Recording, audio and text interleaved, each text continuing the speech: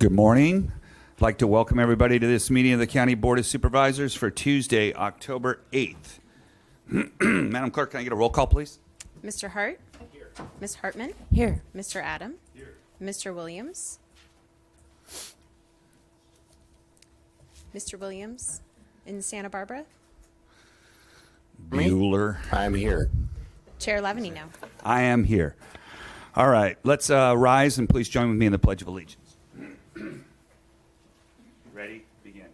I pledge allegiance to the flag of the United States of America and to the republic for which it stands, one nation, under God, indivisible, with liberty and justice for all. Mr. Chair, can you hear me? We can hear you. We can't see you, but we can hear you. I'd rather be able to see you and not hear you, but that's okay. That's there you are. Yeah, I set up my own jokes. I saw Peter was trying to jump on it, so I had to go for it. All right, can I get a motion to approve the minutes of October 1st? So moved. Moved and seconded. Roll call, please. Mr. Hart? Ms. Hartman? Aye. Mr. Adam? Mr. Williams? Aye. Chair Lavanino?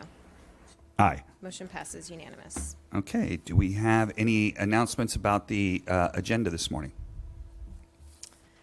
Yes, Chair Lavanino and members of the board, I have two quick announcements this morning. We posted an addendum to the agenda on Friday, amending departmental item number 2. This is from the Agricultural Commissioner. We're amending the recommendations. It is a hearing to consider recommendations regarding an industrial hemp presentation, and we also added recommendation B. And my second announcement this morning, we received a request from the department on administrative item A6. This is from General Services, and it is to consider recommendations regarding a sublease with the State of California's Employment Development Department, EDD, at One Stop Workforce Resource Center, 1410 South Broadway in Santa Maria. This is in the 5th District, and the department is requesting that recommendation B be deleted from today's agenda. And that's all I have this morning.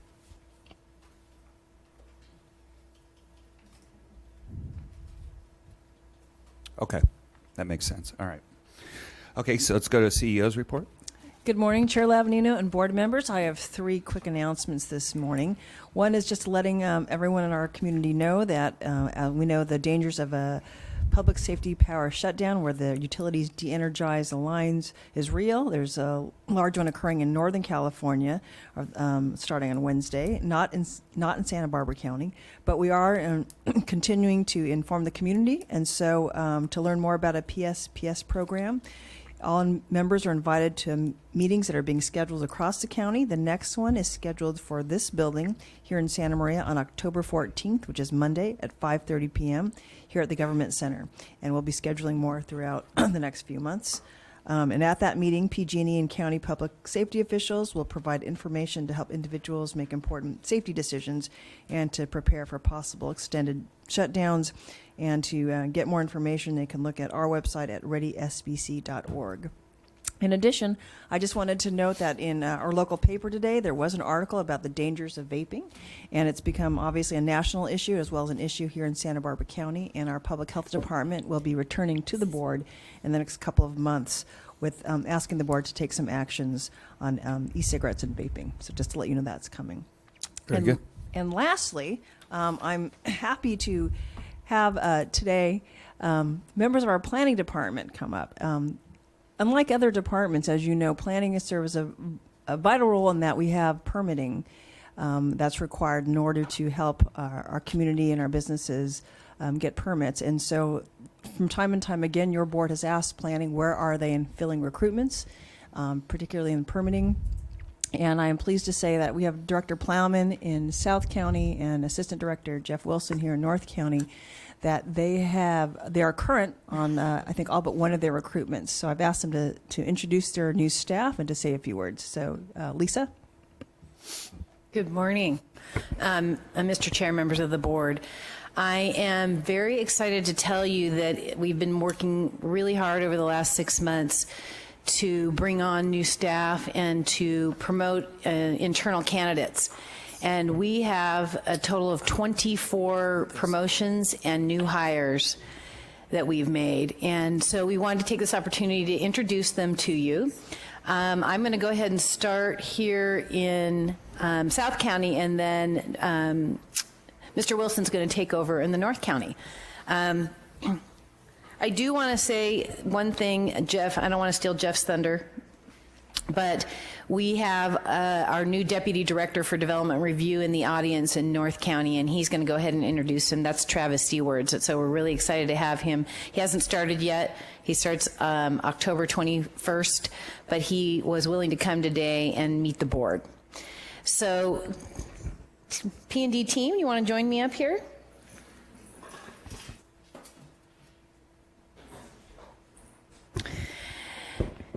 All right. I would like to introduce, you've met Sean Stewart. He was a planner 2, and he's been promoted to a planner 3. We also have next to him Joe Dargle, who has been promoted to a supervising planner.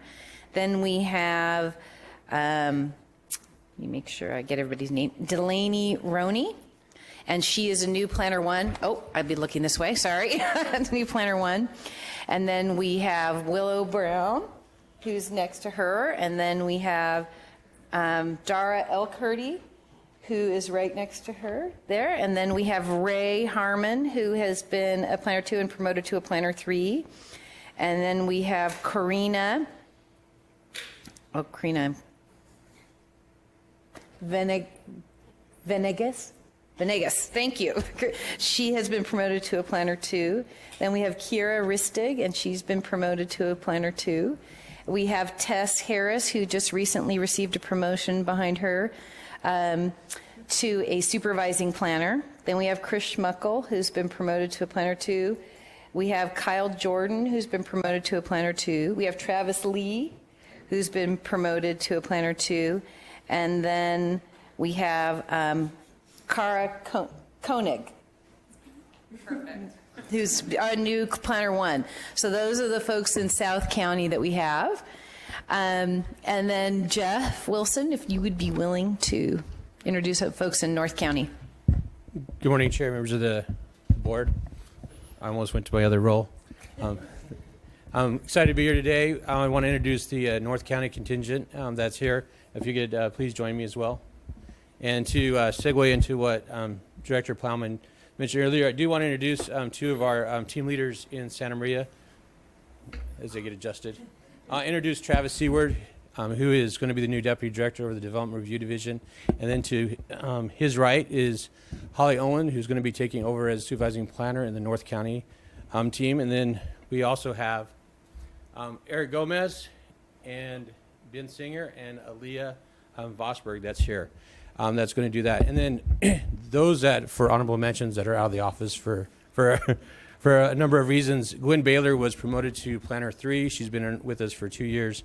Melanie Jackson was promoted to Planner 3. She's been with us for a little under a year. And then Stephen Peterson was hired as a Planner 3.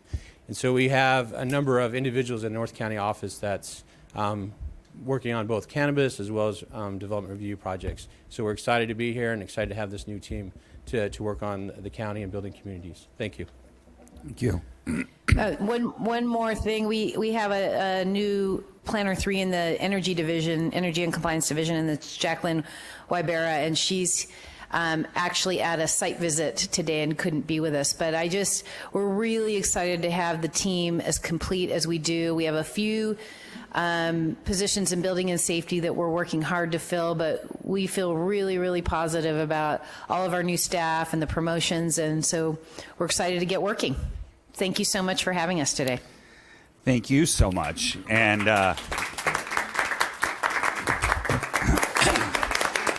I think this is a milestone day, and I'm very excited about this. I know that this took a lot of effort on the part of P&D as well as HR, so we appreciate all of your efforts. and welcome everybody, all of our new employees. I think if you stay around just for a few minutes, you're going to hear a story of somebody that's being recognized today that actually started off as an intern at UCSB and then spent a 30-year career here. So we're asking all of you to commit today to 30 years working for the county. But so this is a big step forward for the public to know that a lot of these applications are being reviewed, that we're trying to get these items moved forward so they can get a thumbs up or a thumbs down and we can make final determination. And this is a big step forward moving forward on that. So we appreciate all the efforts that have gone into that. All right. So, Mr. Chair? Yes.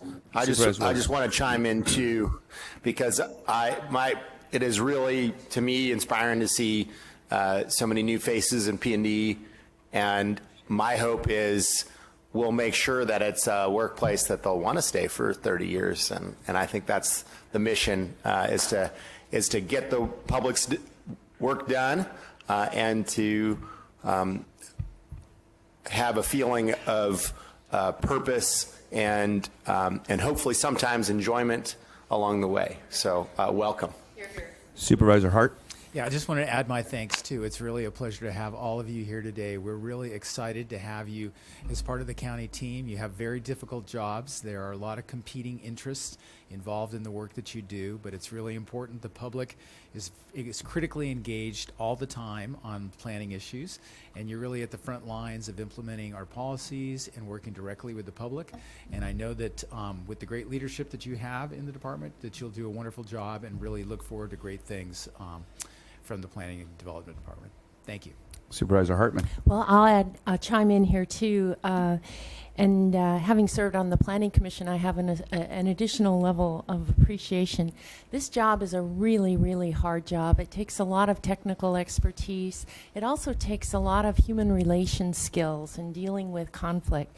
And you're the face of the county going forward, facing outward. And so we're really excited to have you and have so much new energy and excitement in the department. And again, a special shout out to Director Plowman to be able to recruit such a fine class.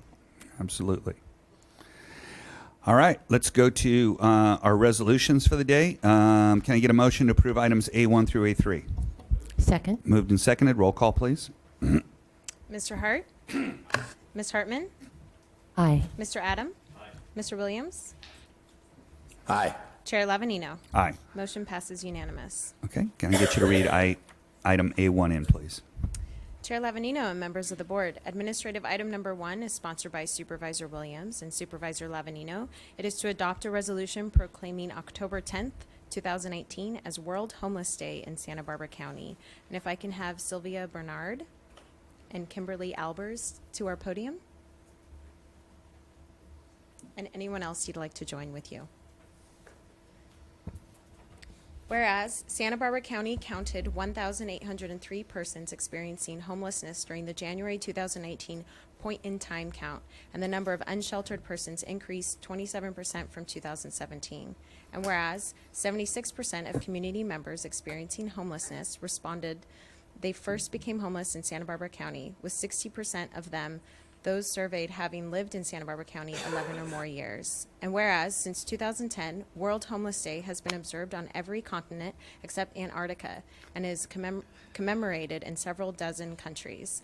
And whereas the purpose of World Homeless Day is to draw attention to the needs of persons experiencing homelessness locally and provide opportunities for the community to get involved in responding to homelessness while taking advantage of the public awareness provided by an international day presents an opportunity to focus community attention on the need for housing and supportive services for a significant part of the county's residents.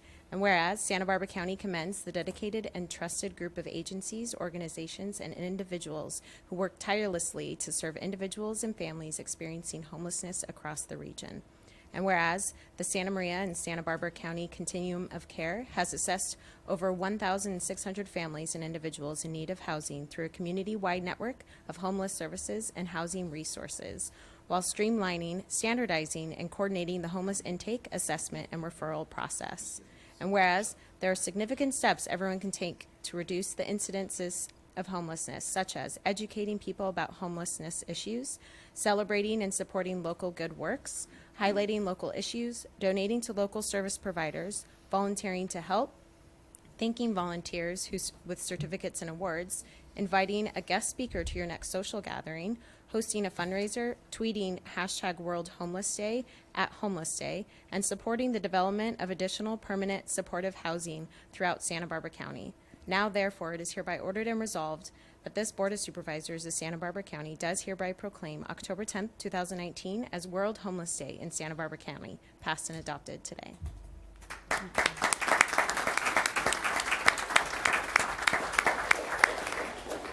My name is Sylvie Bernard. I'm the Executive Director of Good Samaritan Shelter, but I also serve as the chair of the Santa Maria, Santa Barbara County Continuum of Care. I just want to thank the Board of Supervisors for acknowledging World Homeless Day, identifying that we have a housing crisis in our county, that homelessness is a real issue and it affects all of our communities, and it's important that we continue to fight the fight. I also want to thank the Board of Supervisors for all the funding that you commit to the agencies and the providers to be able to deliver services and try and keep people off the streets and get them to housing. I also want to thank all the providers. There are several in the room, but all the providers that are working to be able to serve individuals and families that experience homelessness and to be able to make it a one-time experience and be able to go back into the community. So I will let Kim take over. All right. Chair Lavanino, members of the board, it's my pleasure as well to be here, and thank you for the opportunity to highlight this issue, bringing awareness. The resolution brings awareness to homelessness, the crisis we have across Santa Barbara County. World Homeless Day is a chance to dedicate ourselves to understanding their needs and committing ourselves to proven solutions like housing and services as stated in the resolution. There are a number of events happening across the county in October to highlight housing and homelessness issues. On the Housing and Community Development Department webpage, there's a full list, but I don't want to miss the opportunity to highlight the Veteran Stand Down happening on October 19th, as well as Housing Santa Barbara Day happening on the 19th. And on World Homeless Day, we have a presentation of a film at the Sandbox in Santa Barbara, Us versus Them. So I just encourage every community member, stakeholder, and leader to pick an event off of that busy calendar highlighting housing and homelessness issues, invite a friend, and let us continue to work together to solve this issue. So thank you again for recognizing October 10th as World Homeless Day and continuing to work together with us on this issue.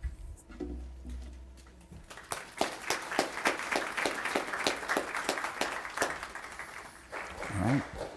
Item A2, please.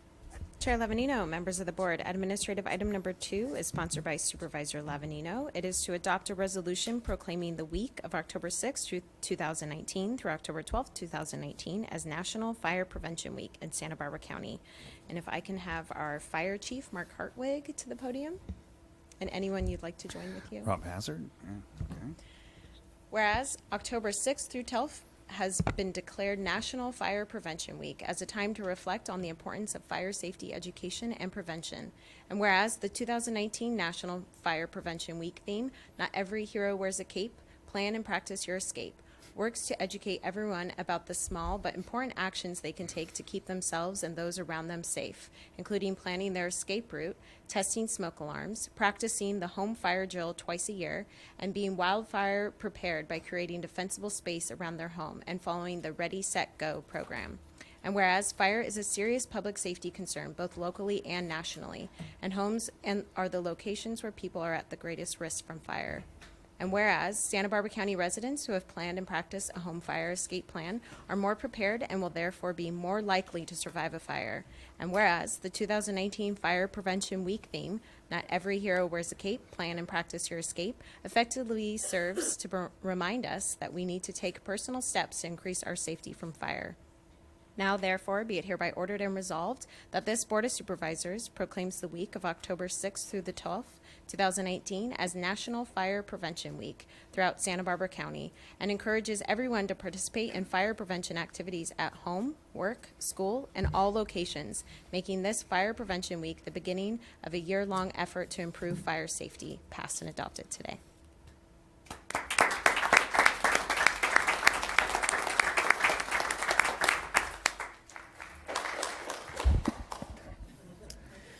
Chair, members of the board, Ms. Miyasato.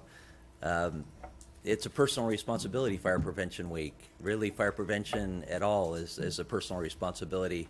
I want to challenge everybody, if you don't do anything this week, is to go to sbcready.org. sbcready.org. Great information about how you can be prepared for the next emergency. Also, sbcfire.com is another great website. We have worked hard in this county to partner with our communities for clearance, especially here on our brush-prone areas. And then we also have done a lot here to be storm ready. And of course, as we shift from fire season into rainy season, we encourage you to be storm ready as well. I just wanted to recognize the members of our Fire Prevention Office, Fire Marshal Robbie Hazard and his staff. They do a lot of plan check. They do a lot of prevention, investigation, but they also do public education. And so I wanted to shout out to Fire Marshal Hazard and his staff and the hard work. And we look forward to working together with the community as we move forward here on our Fire Prevention Week especially. And then on the emergencies that we have coming up, and of course the Office of Emergency Management with the county. Thank you.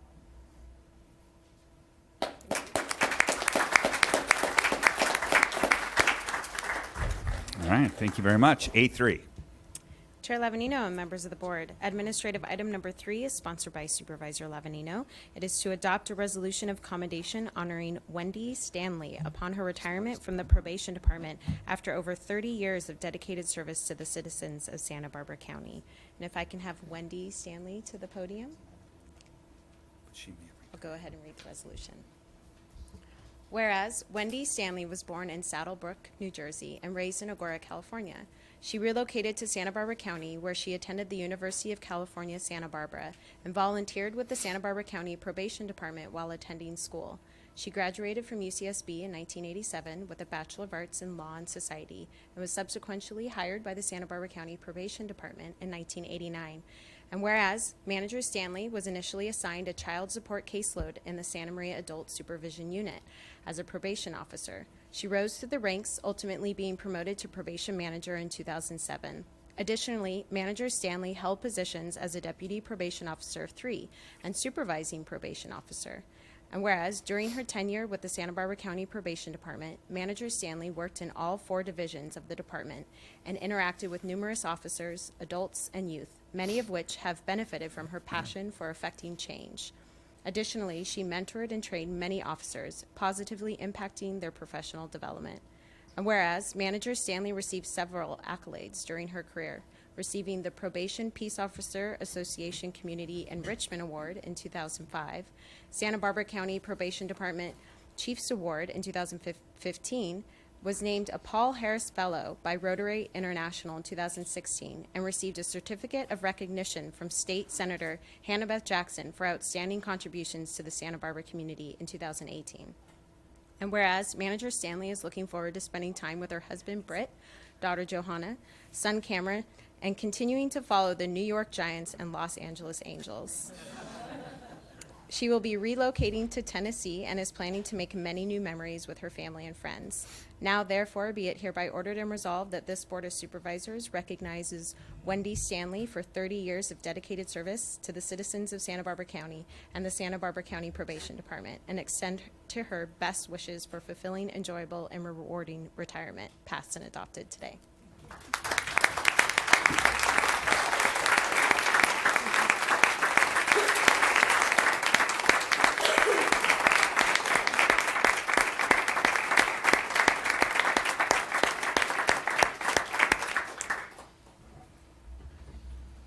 Chair, Supervisors, I'm Tanya Heitman, Chief Probation Officer, and I want to thank you for the opportunity to recognize Manager Wendy Stanley today.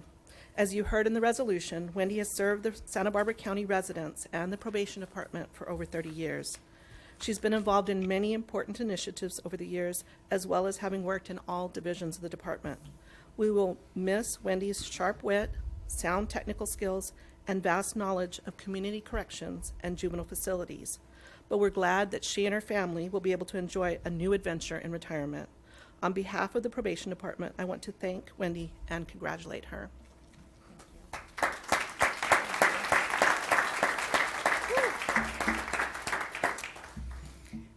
Chair Lavanino, board members, I wrote this down because I didn't think I'd get through it otherwise. So it's with a great deal of mixed emotions that I'm here today with just over a week of service left in my career. I've worked for the Probation Department for over 30 years, and as you heard, volunteered before that while still in college at UCSB. I did work in all 4 divisions, adult, juvenile, institutions, and administration, some longer than others, and I've worked for 6 chiefs, 7 if you include my volunteer time, and 8 if you count Bev Taylor twice. I got married, bought a home, had 2 children, lost both my parents and in-laws, and suffered significant health issues during my tenure. My probation family was a constant strength during this time. That's why I wrote it down. And I will never forget the people with whom I have spent so much of my waking hours. I have loved what I have done over the years, supervising adults on caseloads from 40 to 1,400, providing thoughtful and complete investigations and serving as a court hearing officer in adult investigations, interviewing and assessing youth to determine the direction their case should take in juvenile investigations, working on grants and special projects, and providing safe and rehabilitative services to youth in detention. I enjoyed collaborating with other agencies and departments, both locally and on the state level. It's now time to move on to the next season of my life. We have purchased a home in Tennessee, though we will not likely be moving there till sometime in 2020. I look forward to a slower lifestyle and being able to spend time on some of my pastimes that have been ignored over the years. I must take a moment to express my love and appreciation for my family. Johanna and Cameron have joked about being on probation for their whole lives. And this is the only job Britt has known me to have. My husband and kids have been constant supporters of all my endeavors, from crazy work schedules to 3 a.m. phone calls, to not asking too many questions about that random stranger who just walked up and said hi to me in the parking lot or in the store. They've been beside me for this journey. Maybe they just didn't know anything different. Either way, thank you for letting me have such a fulfilling career. My friends and church family have also provided me much needed respite from the stressfulness of my work life. While they didn't often quite understand what I did for a living or experienced while on the job, they always provided support, guidance, and strength. And I know that they covered me in constant prayer to keep me safe. Thank you to the county and to the probation department for the opportunities that I have had to grow as a person and to serve the people of Santa Barbara County. I will forever be grateful for the life that I've lived.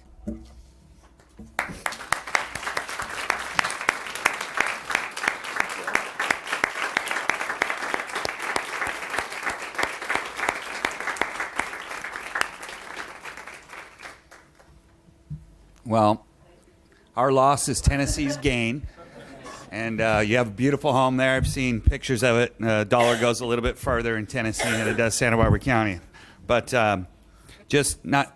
it's your whole family, too. Britt and your community service working with CADA, and we really appreciate everything your family's done. And we just wish you all the best. So, all right. So see, if you stay around 30 years, look at all the good you can do. Yeah, you can move. Yeah, you too. All right, we will now move to, are there any items that the public has wished to pull from the administrative agenda? Chair Lavanino and members of the board, I have one request to speak on the administrative agenda, and that's item A1. A1. Any board members who wish to pull any items? Okay, we will please reread A1 in. It's been reread just to refresh everybody's memory. Yes, Chair Lavanino and members of the board, administrative item number 1 was a resolution sponsored by Supervisor Williams and Supervisor Lavanino. It is to adopt a resolution proclaiming October 10th, 2018 as World Homeless Day in Santa Barbara County. And I have one request to speak in Santa Barbara, and that's Emily Allen.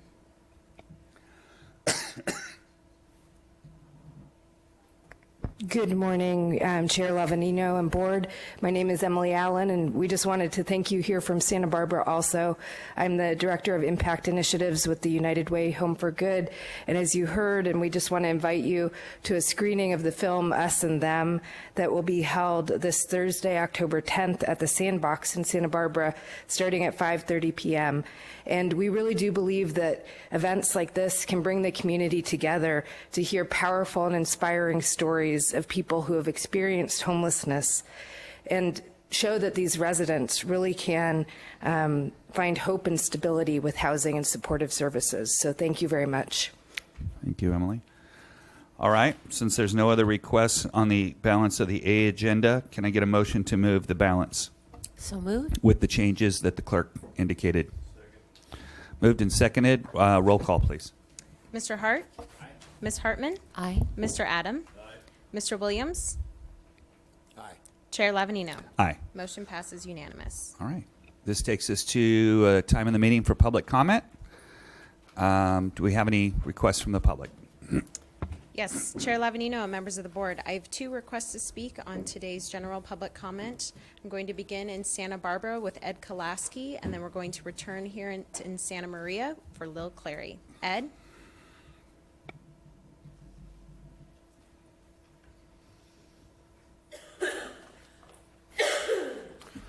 Put my drawing up, Ken. Thank you. I call my talk today Alex Peugeot's decision. He's the chairman of the Board of Architectural Review, and this is how I got here. Instead of reviewing our project in in June of 2014, Alex elected to just kick us out of the meeting. We weren't allowed to show our drawing. None of the other members ever saw our drawing at that time. And I didn't realize that before the 5th meeting, you're supposed to make an extortion payment. Apparently, I wasn't told you're supposed to make a little contribution to get your project reviewed. What kind of a system do we have down there where Alex has total control? If he doesn't want to show your project, he doesn't have to show your project. It's up to you to decide what to do. He kicked us out of the meeting in 15 seconds.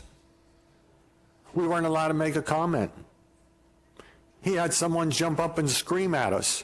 Side loading, which means that your second story is located solely over the garage.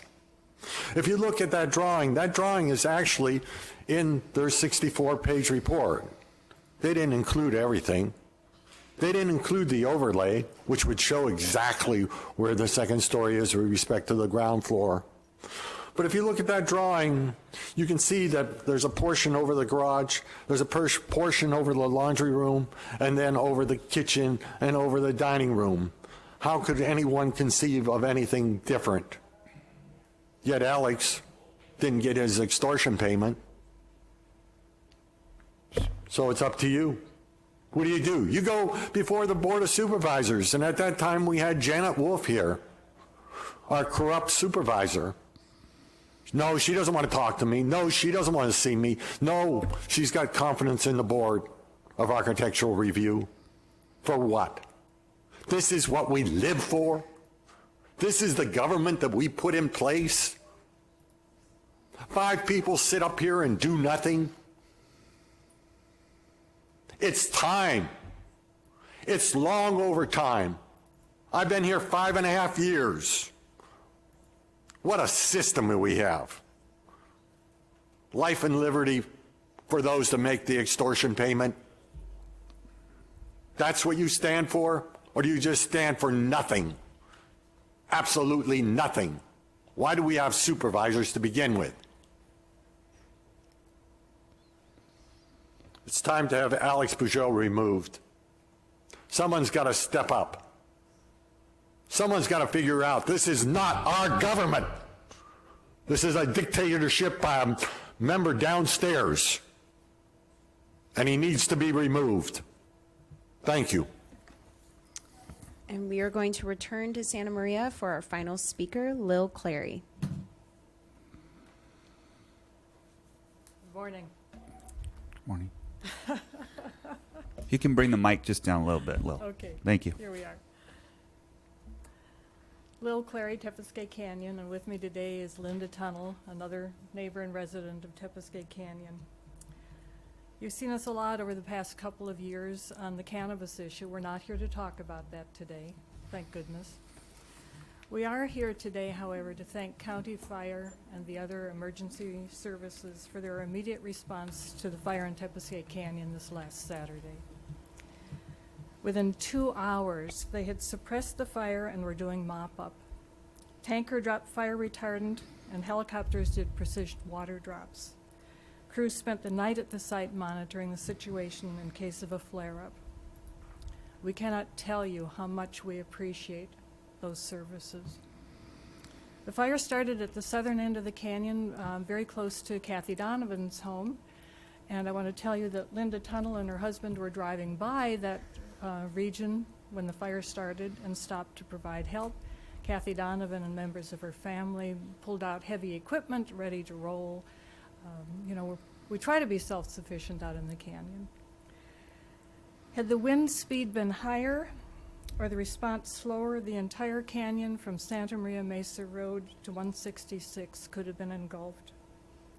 Since the canyon has only one roadway, the route north, with it's barely a lane and a half wide, blind corners and sharp hairpin turns, this would have been the only evacuation route and a recipe for disaster. I think it's totally appropriate that Rob and the crew were here this morning. We want to thank them sincerely for their services, and thank you all. Thank you. Did you want to? Nope, I'm good. All right. Thank you very much. So that closes out public comment. Ready to move right into the D agenda. So, Madam Clerk, can we read D1, please? Chair Lavanino and members of the board, departmental item number 1 is from Human Resources. It is a hearing to consider recommendations regarding an amendment to the ordinance setting compensation and benefits for members of the Santa Barbara County Board of Supervisors.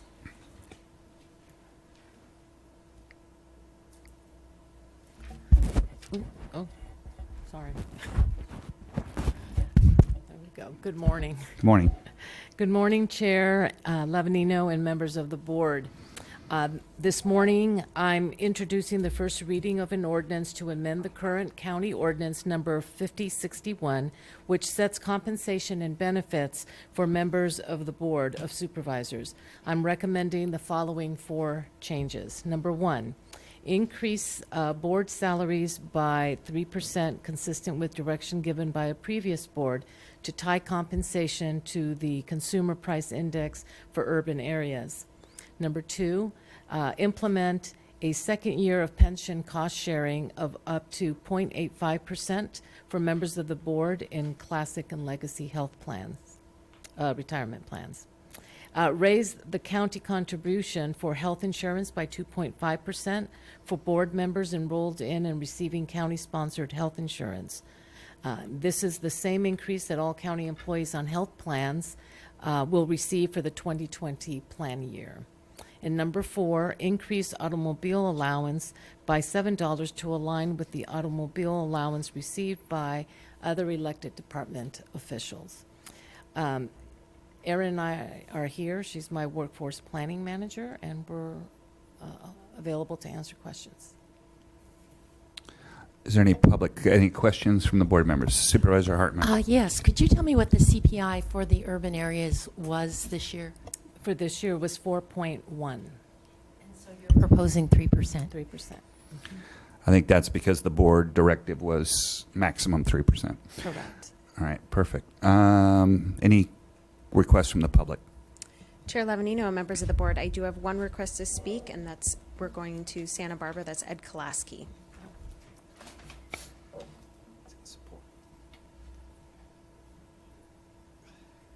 Is Ed still in Santa Barbara? Yep. Okay. He is. Good morning. probably figure out what my position is on this. To increase the salaries for the Board of Supervisors, one that has done nothing for me for 5.5 years, one that I've come down here almost every meeting. I've given at least about 100 talks here, literally 100 talks here before the Board of Supervisors, and maybe 70 or 80 downstairs before the Board of Architectural Review. There's no one to talk to. Just a bunch of people sitting around.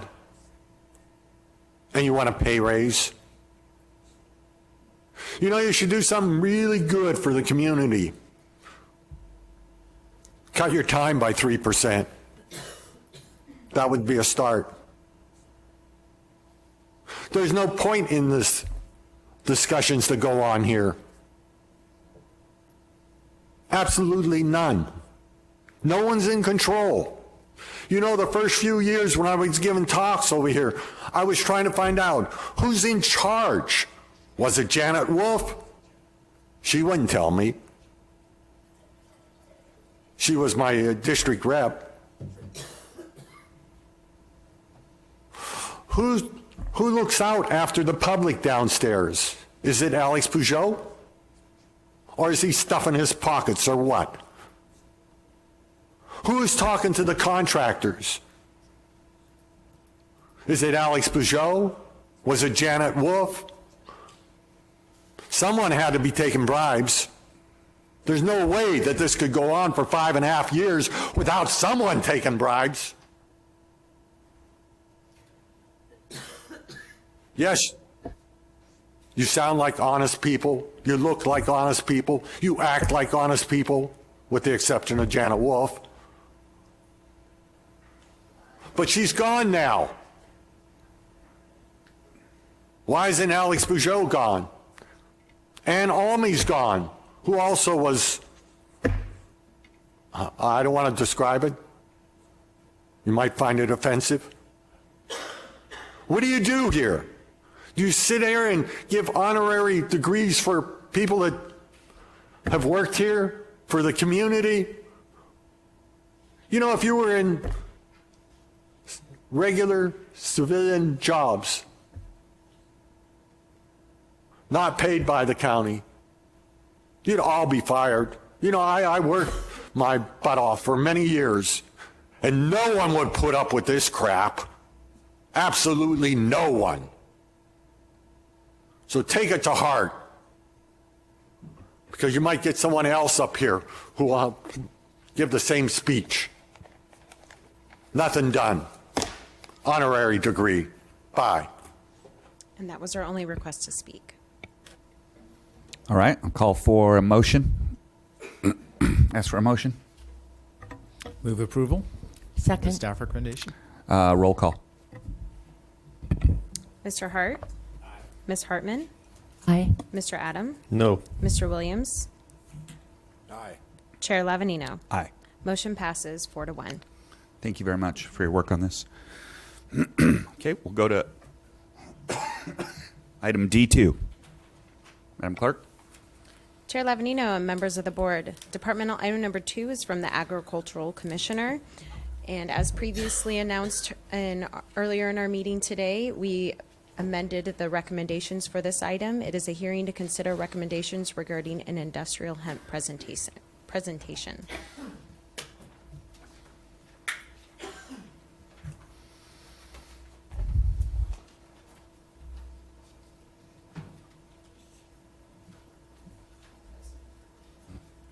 Push the red button. The launch button. Nope, not that one. No. Good morning, Chair, members of the board. My name is Kathy Fisher. I'm the Santa Barbara County Agricultural Commissioner, and I'm here today with Lottie Martin, Deputy Agricultural Commissioner, providing a presentation on industrial hemp. What is industrial hemp? Well, according to the Health and Safety Code, industrial hemp means a crop that is limited to types of the plant Cannabis sativa, having no more than 0.3% tetrahydrocannabinol, also known as THC. Hemp is grown specifically for the industrial uses of its derived products, such as fiber, oil, and seed. It is one of the fastest growing plants and can be refined into a variety of commercial items, including paper, textiles, clothing, biodegradable plastics, paint, insulation, biofuel, food, and animal feed.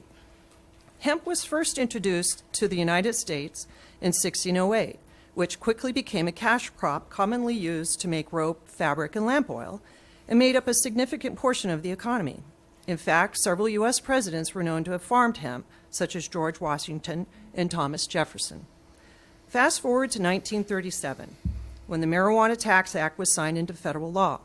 The act, though it did not explicitly outlaw cannabis and hemp, it established tight restrictions and levied a tax on anyone who dealt commercially in hemp or marijuana.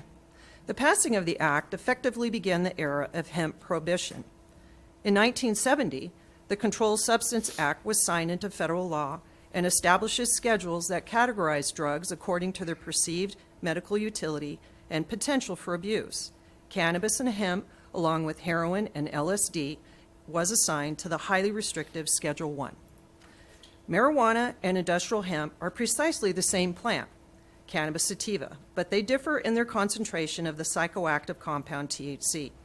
The legal definition requires the THC content to not exceed 0.3% on a dry weight basis. Cannabis sativa, whose THC content exceeds that level, is regarded as marijuana by the federal government. Psychoactive cannabis or marijuana is mainly used to produce a high, though many California consumers use cannabis for medicinal purposes as well. Not only is hemp used for industrial applications, but also as a source of cannabidiol or CBD, a non-psychoactive compound. In the past, the appearance of hemp and marijuana plants looked very different because hemp was grown for different purposes. Today, because hemp is often bred to produce CBD, which is concentrated in the flower, industrial hemp and psychoactive cannabis often have similar appearances. Cannabis is defined in the Business and Professions Code, Section 26001, and explicitly states that cannabis does not include industrial hemp. At least 30 countries currently have an industrial hemp industry. China is the top producer of hemp and supplies 70% of the world market, followed by France. As of February 2019, 41 states in the U.S. allowed cultivation of hemp for commercial research or pilot programs. However, only 24 states had farmers actually growing hemp last year. Total hemp acreage in the U.S. was over 78,000 acres, which is up from 25,000 in 2017.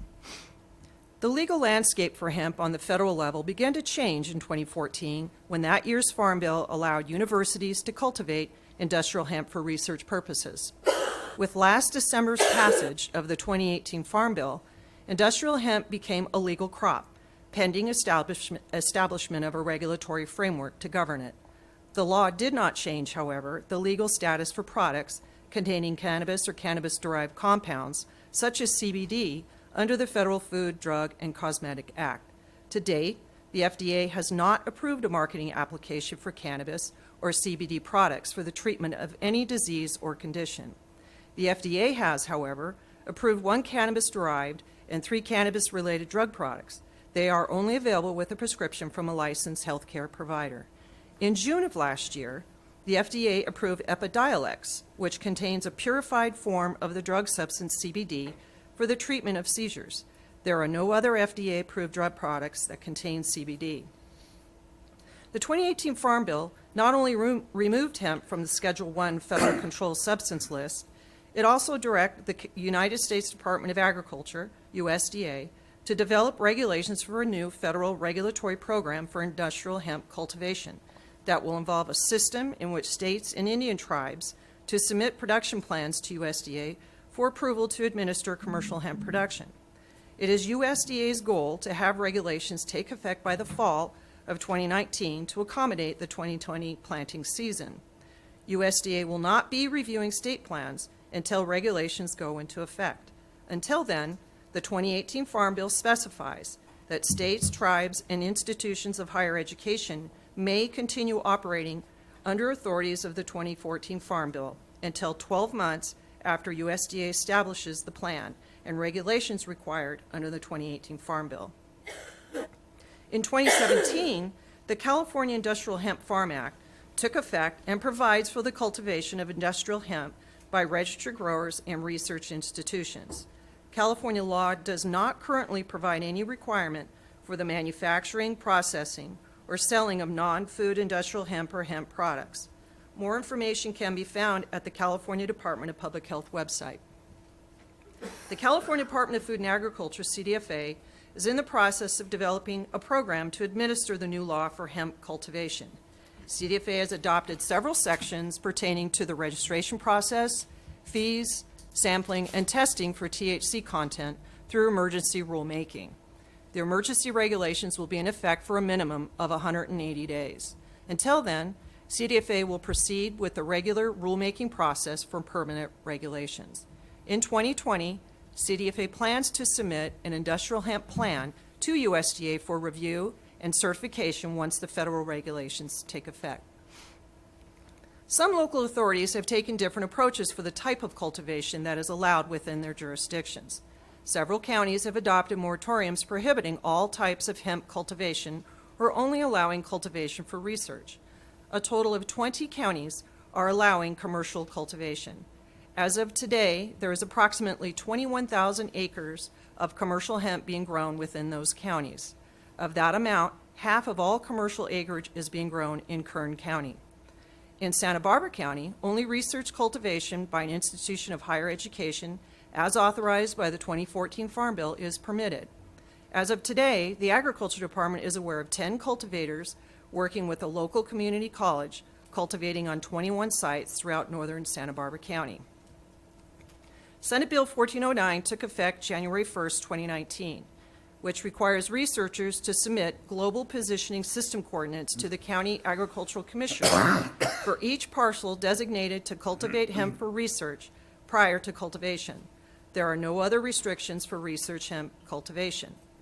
Senate Bill 153 revises oversight of industrial hemp cultivation and testing to align California's program with the federal 2018 Farm Bill. The bill also removes exemptions for research hemp and will require similar registration and reporting requirements as commercial cultivation. The bill has passed through committee and is awaiting the governor's signature. Our recommended actions today for your board is to receive and file this report on hemp and find this action is exempt from CEQA. Once CDFA has a certified hemp regulatory plan, the Agriculture Department will have a cooperative agreement that defines responsibilities and revenue to help cover costs for enforcing the program. Our department will be presenting to your board a new fee schedule for consideration by the end of the calendar year that will include language to allow departments to cover costs for enforcing the new industrial hemp program that are not covered by the state cooperative agreement. That concludes our presentation. I'd be happy to answer any questions. Supervisor Hart. Yes, so you mentioned that you have currently 10 cultivators and 21 sites, and they're all in northern Santa Barbara County. Have you received a lot of inquiries from other growers that are interested in growing hemp? As of yesterday, we have 77 interested parties in growing commercial. And are they all over the county, or are they primarily in northern county? They appear to be interested in the northern and central part of the county, and I think that's due to climate conditions. Do you have a sense as to how much acreage is required for a farmer to make a profit? Are these large farms, or what's the market like for hemp? I don't have that statistic for you, but the one thing that is inhibiting the industry right now is the lack of a manufacturing infrastructure in California. Growers are having to find buyers out of state, and most of them are having to go and look in Oregon and Colorado, which have a manufacturing industry. So the states where this has been in place earlier have that infrastructure, and California is lagging in that regard? That's correct. Okay. And then obviously there's been a lot of tension between traditional ag and vintners and cannabis production. Do you anticipate similar tensions with hemp production? We're not aware of any of tensions. In fact, there are a lot of traditional growers that are looking to transition their acres from food crops to growing when commercial hemp is available in the county.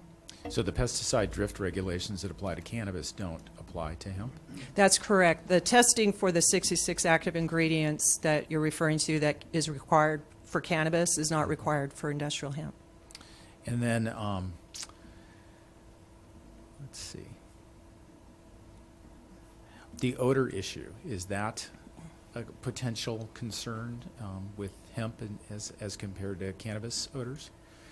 Industrial hemp does have a odor, but it's not as pungent. We've been at several sites recently for ourselves to see what it was like, and it's a temporary thing that once the plants are harvested, the odor fades away, but it's nowhere near as pungent as marijuana cannabis.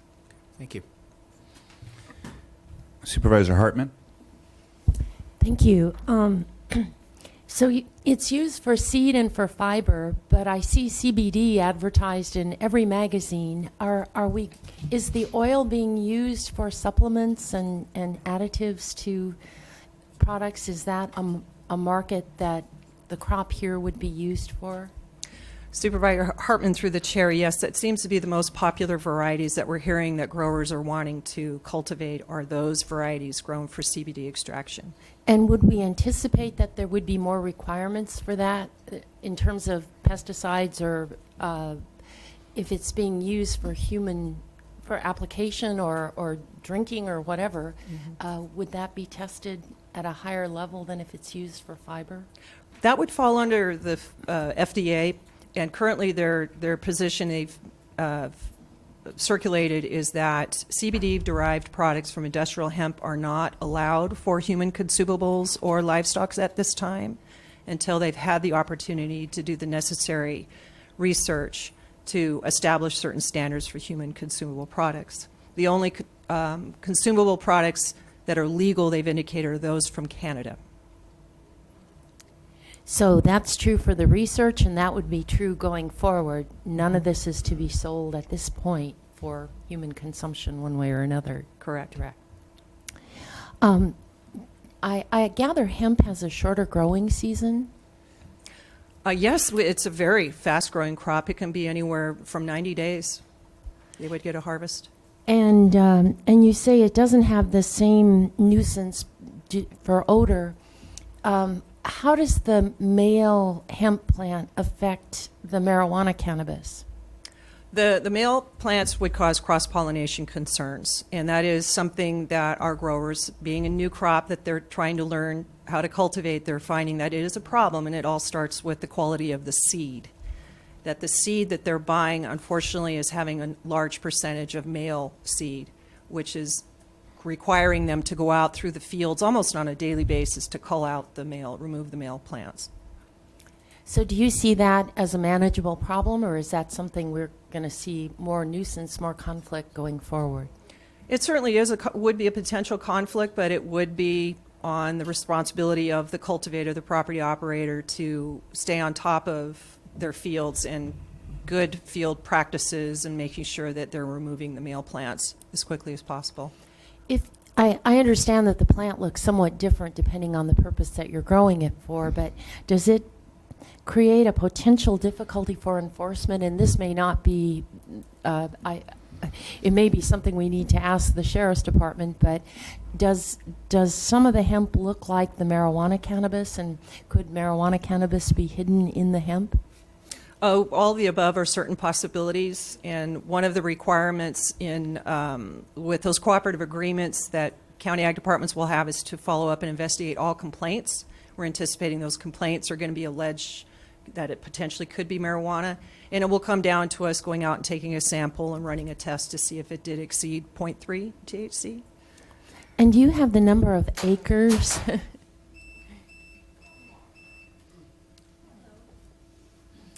PSPS? No. We're all moving to Tennessee. Yeah, the TVA. And the TVA. Well, I can still see you. Oh. If you're broadcasting. I have one final question. Okay, just a sec. Let's wait till everything boots up. Yeah.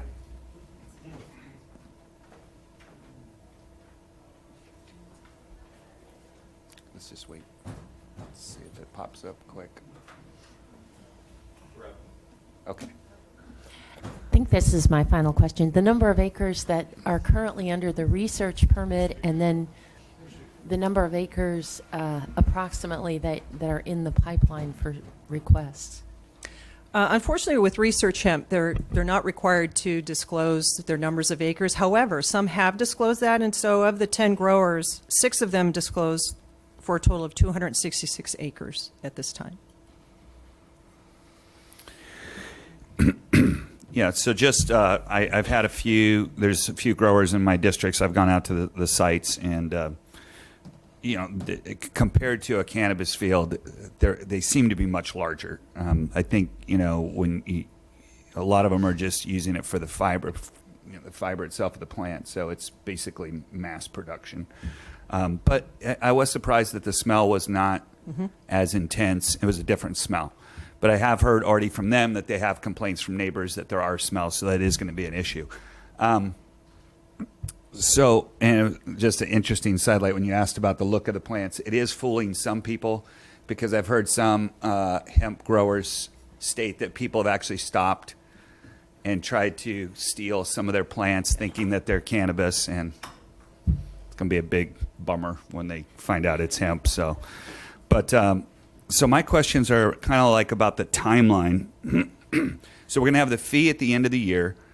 And so when SB 153 gets signed, let's say it does get signed by the governor or whatever, what change does that make for us, or what does that do? It had on there, it said local authority. What does that mean for us?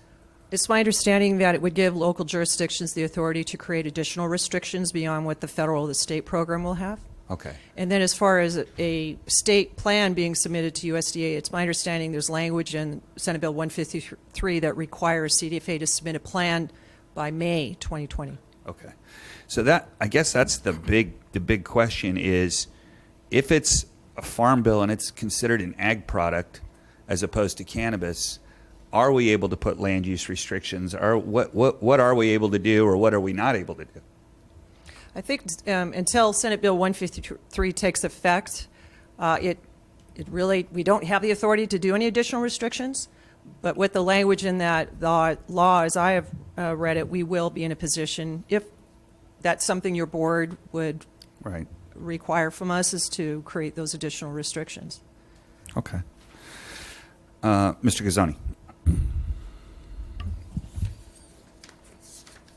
Supervisor, I would just add on that 153 addresses the state of California transmitting its plan to USDA, but the federal law says that in order for the state of California to have primary authority on this, USDA has to actually approve that state plan. So who knows what the lag time will be on that. That's one of the unknowns at this point. Right. Okay. And it's to add on to that, the Farm Bill requires USDA to respond back to that state within 60 days that they received their plan. Okay. All right. So in the meantime, it seems like these growers have basically found the way to go get this research exemption. All they're required to do is give you the GPS coordinates, correct, so that we can look at enforcement and make sure we're testing. That's correct. Yeah, I'm sorry. So what's the protocol? How often do we go test their field, or is it just random, or is it if there's a complaint, or how does that work? Well, there is no required testing for research hemp, but that is something that SB 153 is going to be addressing, where those exemptions will no longer exist once it takes effect in January. So really? Right. Okay. They will have to test, or they'll have to provide more information to us that they're currently exempt from. But if we were to receive a complaint, it would result in a test, which we would send to the lab up in Sacramento for regulatory testing, and then respond based on the results. So if 153 is passed, the research exemption goes away? There's several of the exemptions go away. Okay. Which is a good thing. That is a good thing. But I would think at that point that there would be, the growers would be very interested in what the timeline looks like after that. Actually, we've asked several growers that have come forward, if commercial was to be made available, would you switch from research? And a large number of them said they would, but there's still, though, those that have agreements with the community college would continue on with some kind of research project. But they couldn't do commercial at this point, correct? Once it becomes available. Right. Okay, so that's what I'm talking about. So they're working off of a research exemption right now. they're growing, and 153 passes and the research exemption goes away, but there's a lead time in there between that and when commercial might become available. Correct. Okay. All right. I just think we need to get that out there so people aren't counting on the fact that next year they're going to do the same grow that they did this year. All right. Unless something changes. All right. Supervisor, I guess that's it. Do we have public comment? Chair Lavanino and members of the I'm board. just got a question. Oh, Supervisor Williams. I'm sorry. So the sites in this county, have all of them provided you the GPS coordinates in accordance with state law? Supervisor Williams, through the chair, yes, they have. We've had to Great. check them for accuracy, and in many cases, they weren't, but they're now accurate. And this is either a question for you or for county council. If this bill is signed into law, does this allow us to do odor control requirements, setback requirements, zoning requirements? What does this reassure you that we can use our local land use authority? Is that a request for Chief? Go ahead. Chair and Supervisors, I think what we know right now is that the county would be likely preempted from prohibiting hemp cultivation, but could use some land use authority as it would with other crops. So it would be a limited form of land use control, a very limited form of land use control.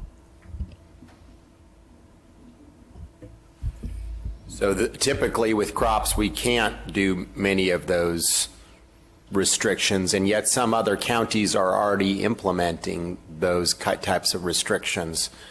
I'm trying to figure out, do you just simply think that they're on shaky ground, or that nobody's going to challenge them? I mean, you already have neighboring counties implementing setback requirements and so forth.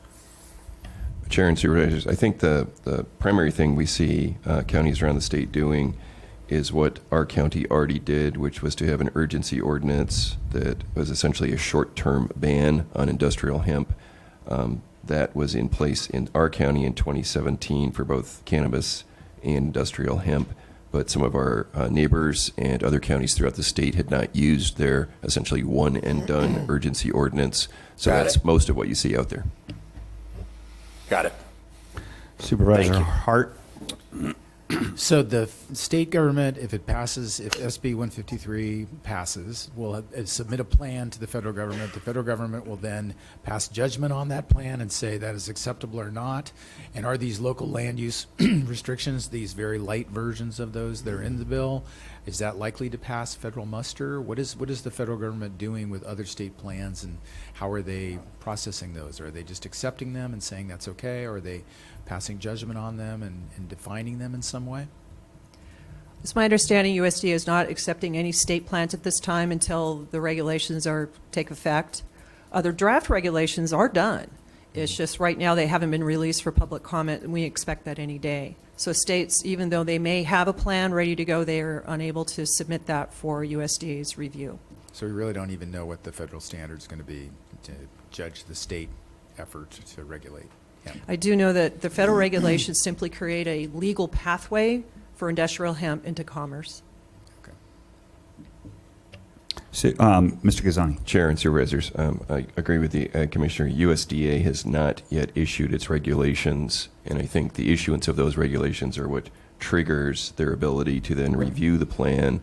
And although they have a clock on acknowledging receipt of a plan, they don't really have a similar clock for passing judgment on the plan. So I think that's an unknown on the back end after the first of the year. So all the hemp in the country is being done on a research basis today. I think that there's a conceptual but attached to that, and that is that the two ways this can occur is either via the Institutes of Higher Learning or directly through USDA's own licenses once USDA has a plan, which does not yet exist. So at some point not today, but when USDA has its own plan, somebody could be direct licensed by USDA. Thank you. Supervisor Hartman and Supervisor Adam. Just a couple more questions. I had understood that when the hemp is harvested under the research program, that we had to be contacted and measure the THC. Is that not correct? Supervisor Hartman, through the chair, no, there is no THC testing for research hemp. I see. So, so it could look like cannabis and get harvested, and we would never really know that. And we don't have any equipment to measure THC. It has to be sent to a lab at the state. I believe the sheriff does have a THC testing kit, and he has used it on one complaint that he did receive, then we received. But if it was a complaint-driven type of an investigation, we would have to take a regulatory sample and have a regulatory lab in Sacramento do the testing. And does hemp require hoops? There is no requirement. A lot of it is actually being grown out in the open. Supervisor Adam. I'm just wondering if Mr. Gazzoni could give me an example of, or some examples of controls on any other crops that we would use to control hemp at some point. Chair and supervisors, rather than do that off the cuff, we could look at it and come back to you. So starting point on SB 153 is it states that there is not a limit on the police power of the jurisdiction. So then we'd be into both state right to farm and county right to farm. So you can envision perhaps some zoning restrictions if the board wanted to go down that road. But in the past, the county has not tried to do crop by crop distinctions on anything. Yeah, so I was wondering exactly what you were meaning by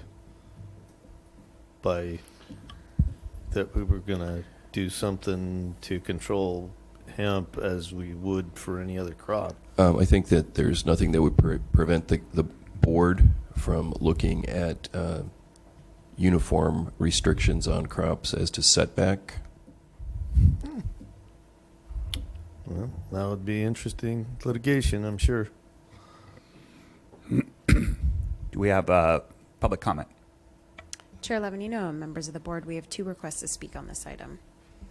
And we are going to begin with Andy Caldwell, to be followed by Claire Weinman. Andy?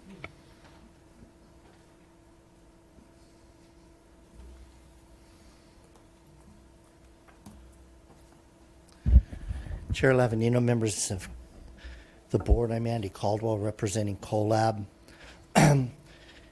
Hopefully learning from what happened to vis-a-vis marijuana, we hope that the board would kind of take a lead, follow, or get out of the way approach to this one.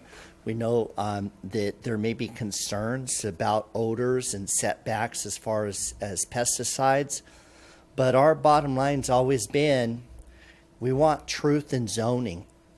If you, and this is a big, huge issue that we've been complaining about for 30 years.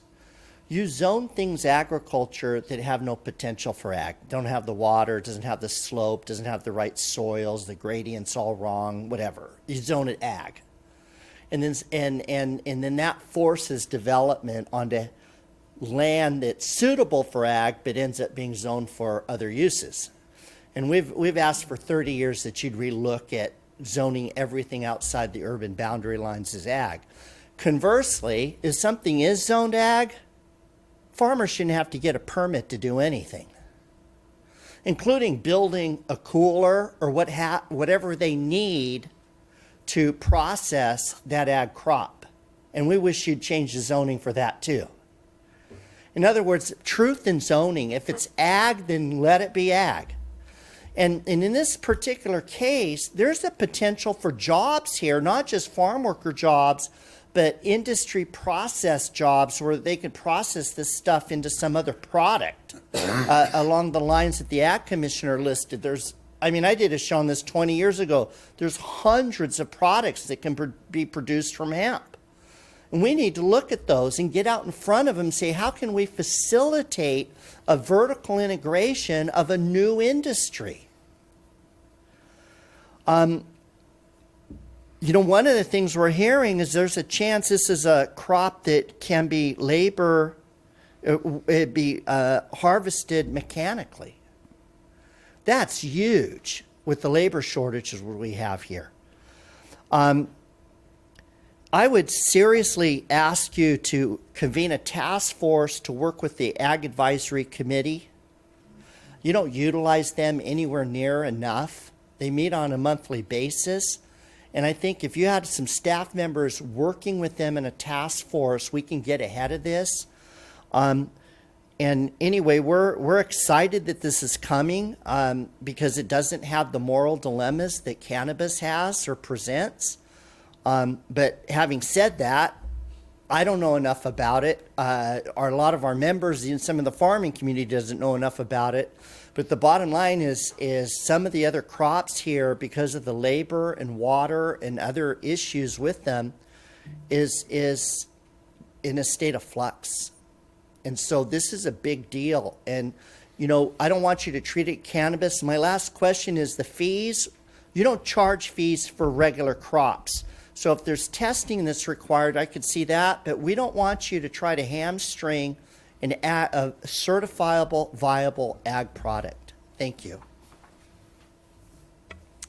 And our last speaker is Claire Weinman.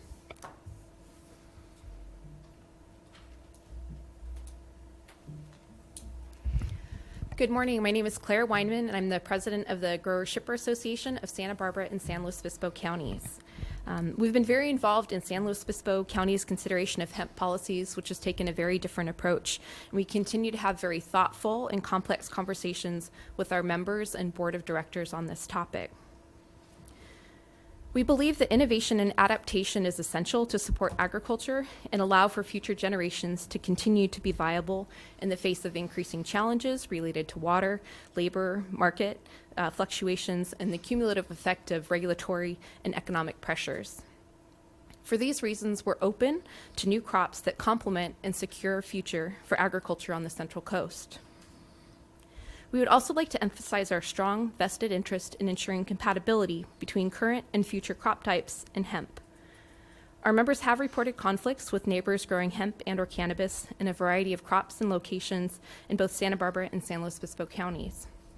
We believe that addressing liability protection for our members exercising good agricultural practices and their right to farm is a key component for short and long-term compatibility between hemp and other agricultural food crops. Policies should address predictable land use conflicts, if any, without creating a precedent of undue restrictions, choking future innovation and vitality. We're deeply concerned with potentially setting a precedent of regulating the cultivation of a legal crop and continue to advocate for policies that are thoughtful and informed by sound science. We respectfully would like to articulate our members' interest in compatibility and the need for essential research, state and federal policy development, and consensus-building dialogue between stakeholders. Thank you. Thank you. Claire, I have a question because I don't follow San Luis County that well. What's their policy? I'm going to do the best I can. Okay. So they adopted an urgency ordinance. Currently, and again, if anybody can fill in better, but it's my general understanding that they had already approved some licenses and that they had some that were in kind of the pipeline. And so they accepted those. It's my understanding, I think, through the end of the year or maybe. And so they're in the process of looking at if a permanent ordinance would be appropriate or not. Okay. All right. Thank you. Supervisor Hartman. I guess it's more a comment than a question about what you think about a task force or how we could get ahead of this, as the previous speaker suggested, looking at two issues, both potential incompatibility and second is the enforcement. If we have cannabis and we have something else that looks like cannabis, marijuana cannabis rather, and hemp, how we deal with those two issues. Any thoughts about how we get ahead of it? We're continuing to try to be better informed on the issue. I think we want to, again, we hope we're consistent with being thoughtful in the policies that we advocate for, and that we're being fair and consistent. So we just really want to make sure. I think what's happening at the state level is really important, and the federal level, and that's really driving a lot of questions from my members, and that's really important. So we're just trying to be very informed and thoughtful before in developing a policy position and understanding what those implications are going to be for our members, both in terms of opportunities and potentially challenges. Would it be correct to say then it's hard to get ahead of it till we know what it is? We don't want to shoot first and ask questions later. I think that's the summary is, understanding, because it could be that there's not, and so we just don't want to misspeak or be misinformed, and recognize that those could have, very fundamental impacts. Mr. Ghazzani. Thank you, Claire. Chair and Supervisors, I think that the context that we're in right now is, assuming the governor signs SB 153, that would be the state of California's best estimate of trying to hit the moving target of USDA's regulations in progress, and then we'll be informed when those regulations issue how close to the mark SB 153 came. Okay. So I think he has until October 13th is the deadline to either sign or it becomes law. So we're going to know here in the next week. And Supervisor Adam? Well, I wish that we would not do anything until we actually know what is going on, because in the governor's wish to be able to hit a moving target, it's not impossible, I suppose, technically, but it's pretty unlikely that he gets it right. And then we're all going to respond to, this is going to be a replay of the cannabis debacle, and going into these things without understanding fully what is happening and what all the externalities that we'll have to fit within, it's impossible to do a good job. And had we waited for the balls to stop bouncing before we did something here at the county level with cannabis, it might all be different. I don't know. I have a question about the Glad fee. to be leaving. What's that? I'm glad to be leaving before this really becomes. You're going to be here a while. Yeah. All right. So, question about the fees, and I know you're doing a fee study. So, could you explain what the fee would? Why is somebody paying a fee for an ag product? So, what's the difference? One of the things the cooperative agreement that we'll have with CDFA will not cover, and that's our sampling costs. There is an option for growers, though, to use a third party to do the sampling with our regulatory oversight. So outside of research hemp, so let's say we move to a commercial hemp program. So you're saying that they have to notify you if they're getting ready to harvest. That's correct. There And is then a you 30-day, come out and test. 30-day pre-harvest notice is required. Okay. And then, because I think it is important that we keep an open line of communication open with the growers that are actually doing this right now. But I think I really want to keep it in the Ag Commissioner's office, because this is different. This is an ag product. The more we take it out of the Ag Commissioner's office and discuss it, or try to put together some different entity that's going to deal with it, I think we're going to probably cause more problems. And if I really don't want to treat hemp any differently than any other ag product, because I think that's exactly what it is. When you go out and you look at it, it shouldn't be blamed because it looks like its cousin, right? It's just a different animal. It is going to cause us some problems. When you talked about the males, males aren't just bad for cannabis plants. They're also bad for other female hemp plants. So on these large grows, these farmers are hiring multitudes of individuals to walk these fields almost daily because the plant does grow so fast that they've got to go ahead and just pull out all the males. So interesting operations we got going on here. And these are longtime North County farmers that are just changing their crop for a less water intensive crop as well. So I kind of want to stay as hands off as we possibly can. So outside of the head commissioner's office. Supervisor Hartman. Well, I agree. I think it's an exciting new crop, but I do think it raises enforcement issues, and we want to be well aware of those. Right. Supervisor Adam. Well, and the other thing to keep in mind is what we've seen a little bit from time to time with the oil industry. And we start doing things to the oil industry, and then the oil industry dries up, blows away, and then we start coming out and inflicting those kind of things on agriculture. And agriculture's never been hemp, but now that we're going to do something potentially to hemp, you really want to consider the long-term ramifications. I mean, imagine what happens when the crop that you're trying to create limitations on is gone, and then somebody wants to misuse that against other crops down the road, because that's what's going to happen. And that's what I live, and I think all farmers live in eternal fear of, is these things becoming rules on against something and then getting inflicted at some other time on something else, because it's happened. Supervisor Hart. Well, I think this is fraught and difficult, and I appreciate the grower shippers' very nuanced points that we need compatibility with traditional agriculture, want to be open to the prospects of this, but have to be savvy and wise about how these things might conflict. And I'm hearing this business model that talks about huge fields and mechanized harvesting that requires individual people to go through and selectively remove male plants. Those things seem fundamentally in conflict with each other. And I don't understand the economics and what the value of this crop is and how it works into expensive agriculture in Santa Barbara County versus Kentucky. I don't understand actually even how there is apparently large-scale hemp production going on in other states, particularly in Kentucky, given there is no commercial pipeline to use this product at the current state of regulatory requirements. So it sounds to me like very strange things are happening in an evolving marketplace very fast, and that there's great potential for abuse and other black market options. And we've had a lot of experience with that in regards to cannabis. That's been the most vexing part of the things that I think that you've been talking about, is that not everybody plays by the rules, and it makes it very difficult for us if we're just going to stand outside and say this is a right to farm crop and this is what people get to do.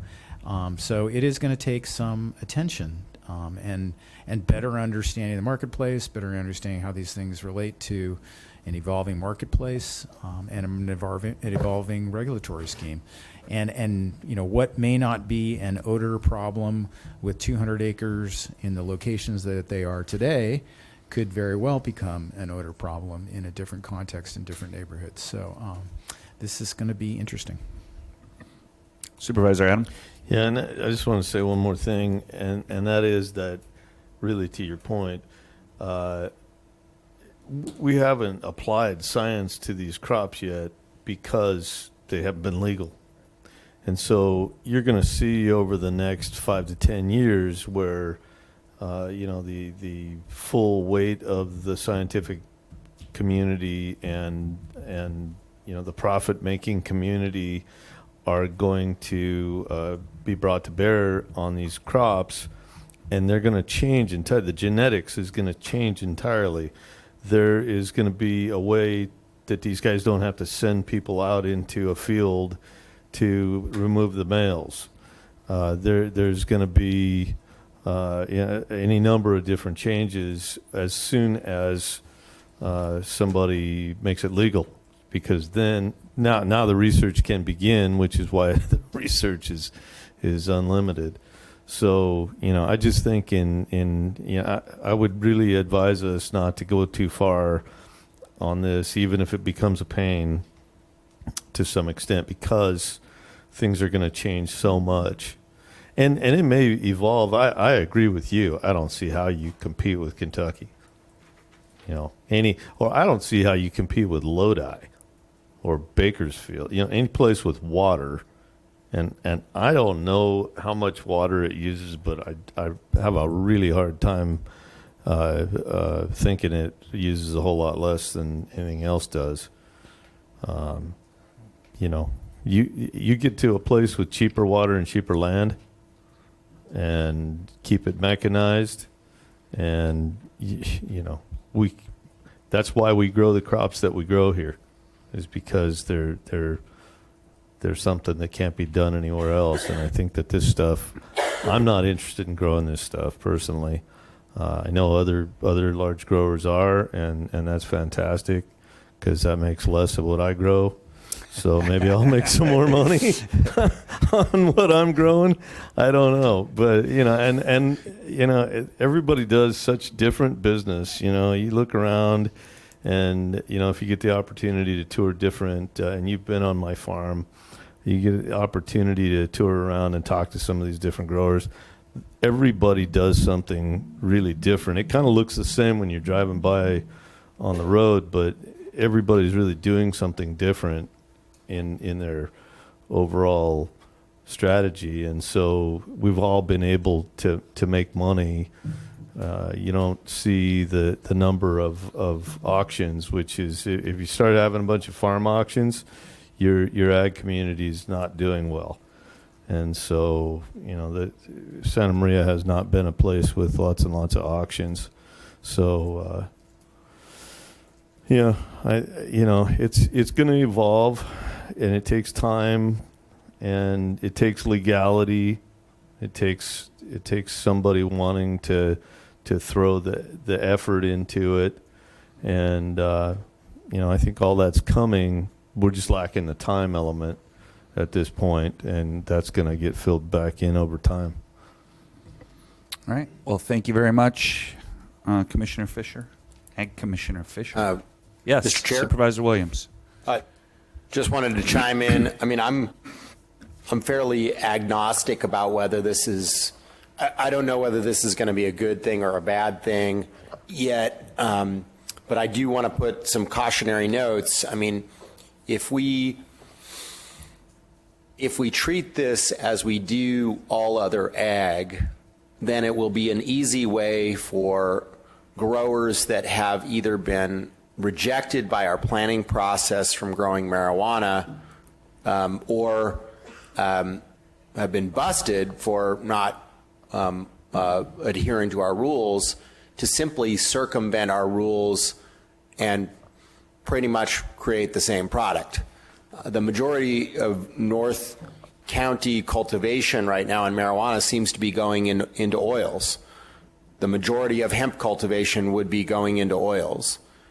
It's obviously got some differences in testing, but I see, if we don't set up our rules in a strategic manner, it as a way to circumvent our rules, and gives growers an enormous amount of leverage over our permitting structure.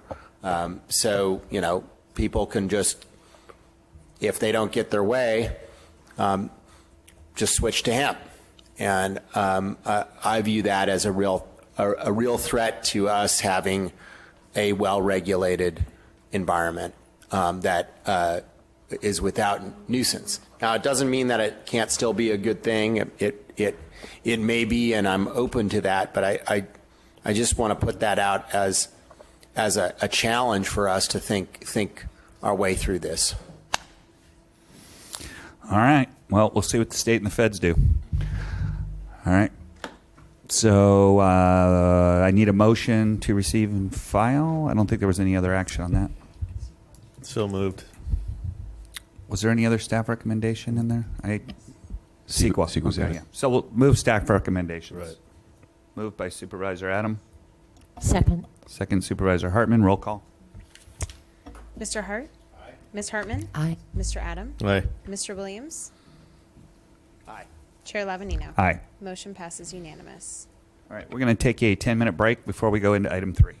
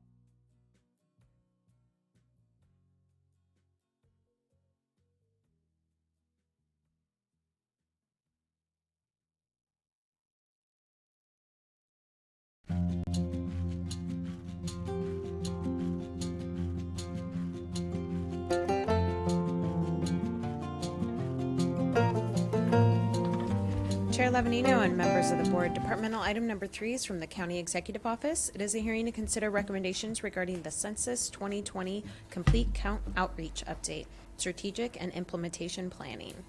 All right, Mr. Bozanich. Chair Levanino, members of the board, happy to spend a little time updating your board on the activities around planning and preparing for the 2020 census here in Santa Barbara County to make sure that we've got a complete count.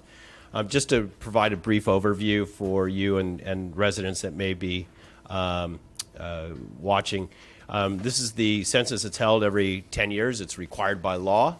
It is scheduled to occur April 1st, 2020 is the date that is targeted as Census Day in the United States.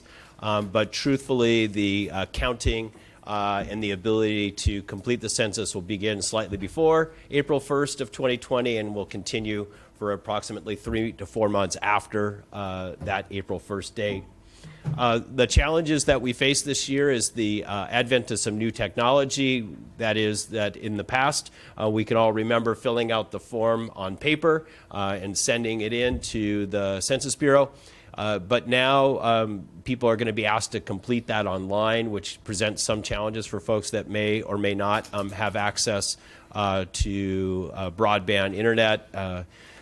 We'll talk a little bit more about other options for that.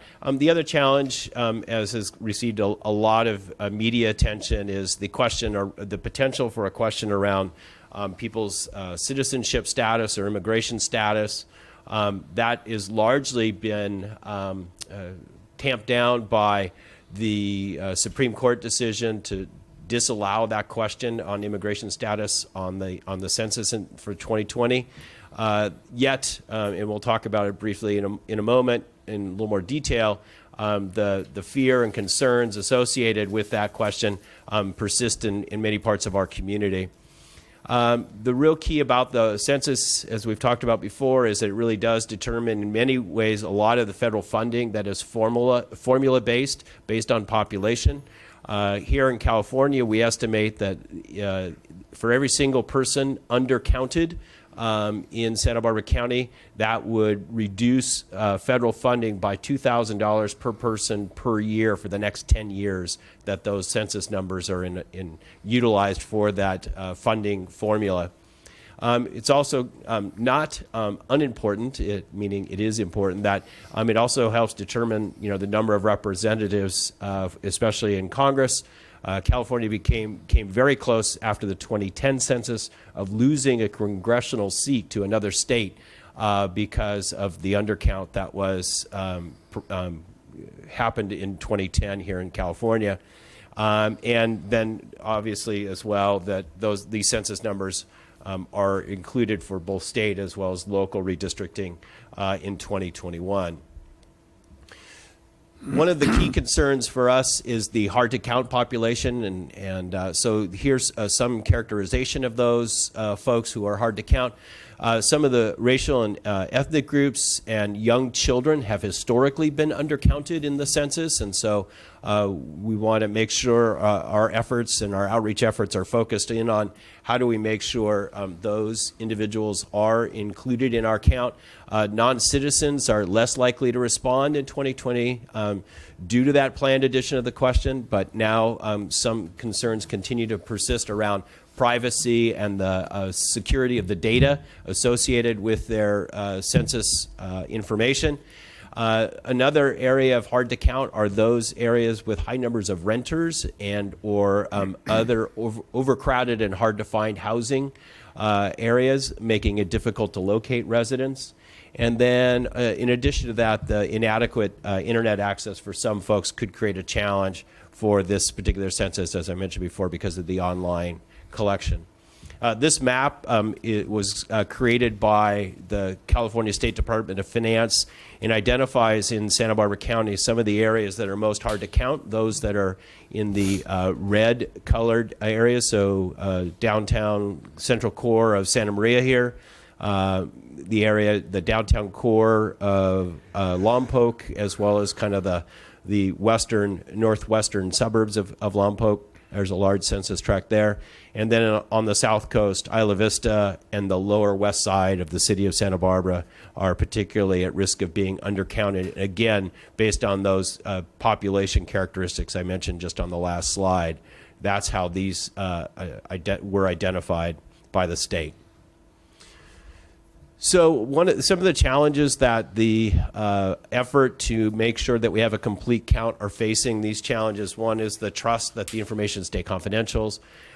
Living where, or being able to count folks when multiple households are living together in one house is often the case in an expensive area like Santa Barbara County. People sharing residence, making sure that everybody's counted, even if they are concerned that their landlord doesn't know about the additional family members or the additional people there, that we want to make sure that their landlord isn't, they know that their landlord's not going to get access to this data, but it is important that we count those individuals. There are mixed households with people holding different immigration statuses. And again, just because the question is no longer going to be on the census survey, there is still that concern there. There are families that moved often that because of jobs and their particular lifestyle there, they move often. So we've faced with those challenges here. The digital census, we mentioned that.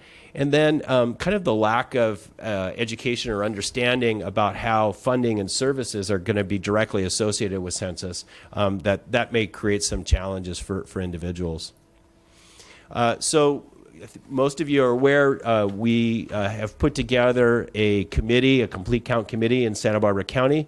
At last count, we have 92 individuals serving on that steering committee for the county. They are broken up into a series of subcommittees focusing in on marketing, targeting our messaging for complete count to various population groups, including Spanish-speaking, as well as other folks, Mixteco population, Mixteco community, young families with young children. And so those committee and the older folks as well, really focusing in on key messaging.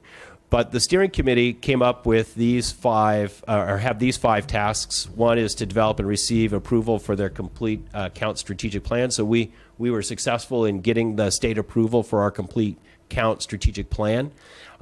We provide quarterly updates to the state on our activities as an accountability measure for the $350,000 that the state has granted us for this complete count effort.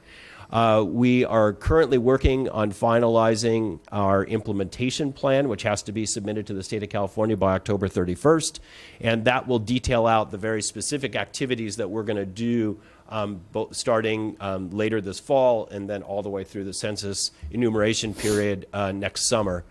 So we are working on that. We'll later on in February, we'll be required to submit a follow-up plan, and this is the plan of when somebody doesn't get counted in that first wave of census data, what are we going to do to go out and help that person achieve the goal of being a participant in the census. So what that follow-up plan will look like, and the committee will be working on that. And then finally, we'll have to do a final report next summer documenting all the activities that we did.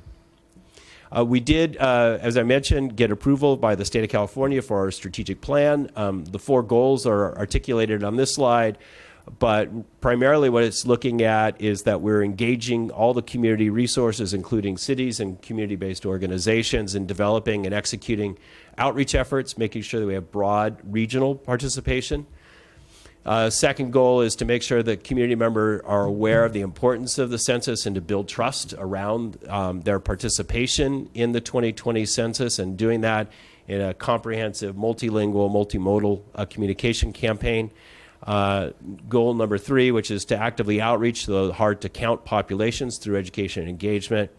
And strategic goal number 4, which is to support every community member's participation by eliminating barriers to access to that. So the implementation plan, which we're working on now, will describe specific activities, locations of those activities, time, date, census tract targets, the frequency of the activities, and the intended hard-to-count categories that we're reaching out to with each of those activities. So that it'll be rather specific, very detail-oriented implementation plan. We'll also identify the locations and operational hours for what are called questionnaire assistance centers and/or kiosks. QUACS is the acronym here, and that we're making sure that those questionnaire assistance centers are in place and operational during the enumeration effort from March through June of 2020. And that we're looking for additional local and regional funding sources, including from the philanthropic community, to make sure that these efforts can be fully implemented. So these are just a list of some general outreach strategies, but you can imagine utilizing existing networks, things like social services, schools, libraries, colleges and university, faith-based groups and churches and synagogues and civic groups, first responders, working through local businesses, making sure that we're utilizing 211 as well as the Promotores network to reach out to the Spanish-speaking community and the Mixteco community, and then really doing good both social media as well as conventional media outreach as well. Timeline is available here. I think I provided this before, but it does have all of the key timeline or milestones that we have to meet as required by our state funding plan. And with that, I'm happy to answer any questions you might have. Supervisor Hartman. Hartman, not Supervisor Hart. Okay. Yep, Hartman. I had a disquieting experience in my neighborhood where someone alleging to be with the federal government Census Bureau, flashing a badge, going to people, painting my fence and saying, you know, where do you live? Who are you? So that raises the question of deceptive practices and people out there trying to suppress people or intimidate people. So I think one aspect of what you're doing will be very important to let people know ahead of time who is going to be coming and what kind of identification. And I mean, I can't imagine that the federal government, I'm not in a hard to count neighborhood, and what they were doing there is a real puzzle to me. Maybe a comment on your comment. So we did actually check out what was occurring in your neighborhood, and come to find out it was legitimately the federal government who was doing that. The piece of paper they were handing out was legitimate. And so what I said to our representative from the U.S. Census Bureau is it would be nice to know what areas you're going to be doing this kind of canvassing in so that we're aware of it as well and can make sure things. I think the broader point you make, though, is a really key one, is that it's a difficult time these days. And so the concern is one that that you've raised in this about not knowing and just asking questions like who are you and where do you live are questions that raise concern for some individuals. And so trying to overcome that is going to be one of the main areas of attention for the steering committee in this county to make sure that we can become trusted in terms of the integrity of the process as well as that the privacy associated with the process. So did they explain what they're doing? So what our local representative said to us is that they were actually just trying to get the word out about the census.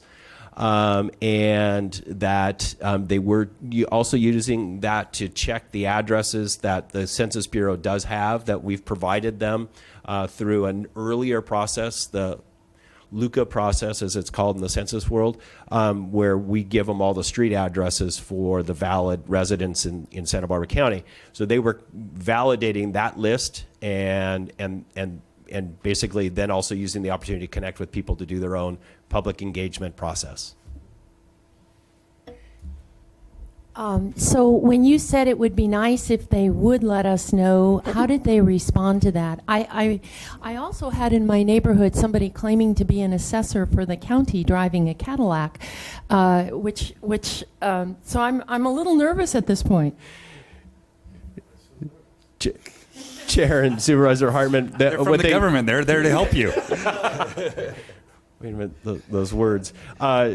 Supervisor Hartman, through the chair, they did say that they would provide that information to us going forward.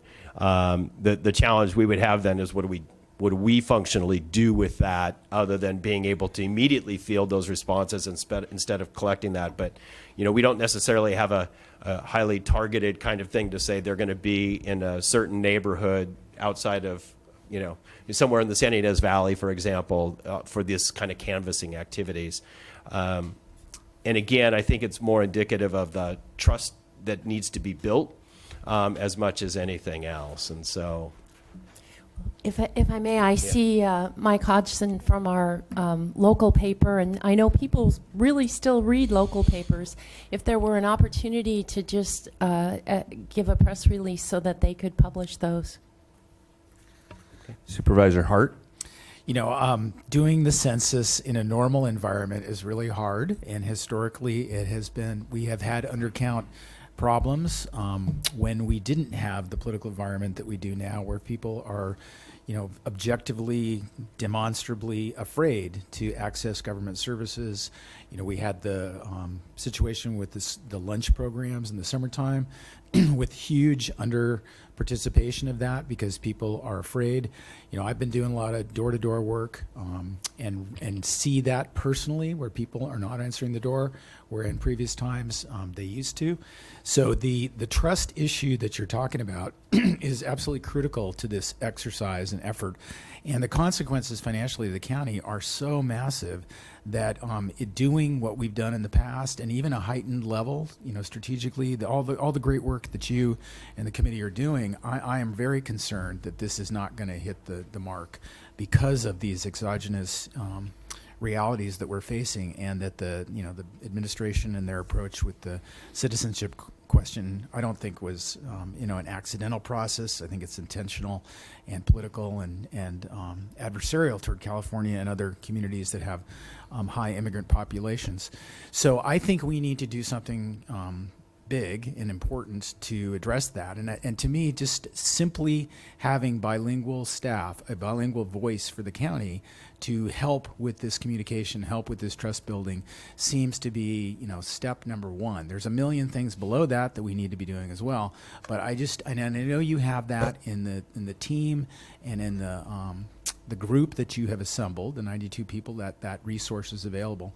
But it just seems to me so fundamental to be able to have direct Spanish-speaking people who can talk to the community that is so scared by this whole process, and try and reassure them, ongoing, rigorous communications in every way, that it would be, to me, it's an investment that screams, we need to do this now. Well, and I've been to a few of the meetings, and I think Dennis's, our approach, the county's approach has been that did not go into this thing with blinders on and realize that this was a different environment. And so I think from the very beginning, at the very first meetings, the goal was to try to engage people with people that they trusted. And that's the most important thing. It wasn't bringing them to a government building to talk to them about it. It was going to their church and having their church members speak to them about it. It was about going to the community-based organizations and the place where they actively engage in receiving resources now, and letting those folks know, hey, these resources are dependent on you filling out the census. So I agree with you. I just don't know, and I'm sure Dennis is in the same boat. It's like if there is an idea out there of how to even access even more, I think everybody's all ears. But at this point, it's trusting the locals, the neighborhood, almost neighborhood by neighborhood, knowing who in that neighborhood is the influencer, right? It's not the county supervisor. It's not their state assemblyman. It's that person that kind of everybody looks to as a leader in that community that can step up and get that information out. So I really think there's a grassroots. It kind of, and I'm kind of in the same boat as I look and I don't see any ads out there right now. I guess it's probably too early. And one of my first questions was going to be when does that kind of start?